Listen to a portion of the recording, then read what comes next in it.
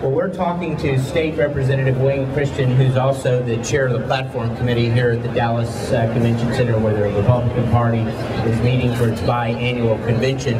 Representative Christian, I really need to ask you this. How do you feel about the speaker's race and what's going on? Well, I think it's definitely exciting that Kelly Shackelford, as the attorney, and Kathy Adams as the plaintiff, have opened the speaker's race up to the entire population of Texas. Prior to this time, in all of my experience of 12 years, by law it was a closed, internal, shut the doors, keep the public out. The voters never knew what was happening on electing this third most powerful position in the state of Texas. Kathy Adams was the plaintiff. Kelly Shackelford passed a lawsuit that this is the first time all the people can be involved in telling their representatives who they better vote for, watching how they vote for it, and everybody now becomes a part of this third most powerful seat in government. I think it is great. The more open we can have, more people doing things. Politicians need to learn once again that we're the employees of the people, and the people need to have their participation means something.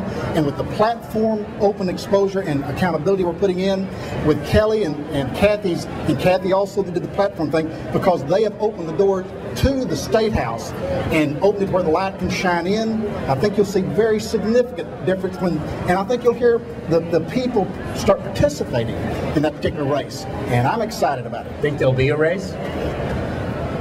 We'll see. I don't want to put anybody's neck on the line. I certainly hope so. Okay, great. Well, anything else you'd like to add, Representative Christian? No, it's just exciting and an honor to be a part. It's amazing to me that people have been so frustrated for so long.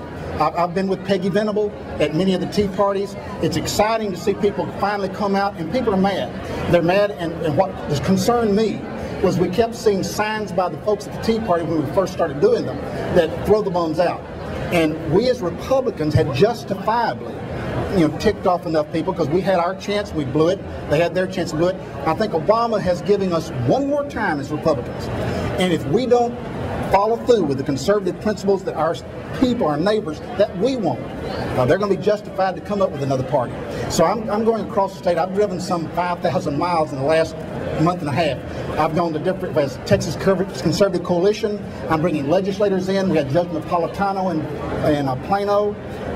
He's going to come again to San Antonio, Houston. I've been to Waco, Paris, Texas, to Tarrant County Republican Club, Plano Ladies Organization, and I'm carrying the message that this race, what people don't, the message I'm giving you, give me just a second, is the fact that everybody wants to take over Congress, one house of it, this November. I pray we do it. I think we'll do it. Save the country in that. But in the same election, we can empower Pelosi and Obama for the next decade. Now, let me tell you how. We're electing Republicans to the State House of Representatives. People do not connect the dots. Who they elect in the State House will determine our largest congressional delegation in these United States for the next decade, which is either pro-Obama and Pelosi or anti. Because this elected body will decide where the lines are. So let me give you, I'm the only Republican, I am a Republican in Deep East Texas. Every seat around me except one is Democratic. Okay? Yet in the same election, John McCain won at the top, every seat. So people do not connect that State House to the presidential or Washington, D.C. And that's a message I'm trying to go across the state and just let people understand there's two important things we need to vote for in November. Number one is to kick the Congress back into the Republican seats so we can take over immediately the purse strings. But secondly, you've got to at the same time vote for the Texas House of Representatives so that we draw the maps for the next decade and not put them back in 2 years.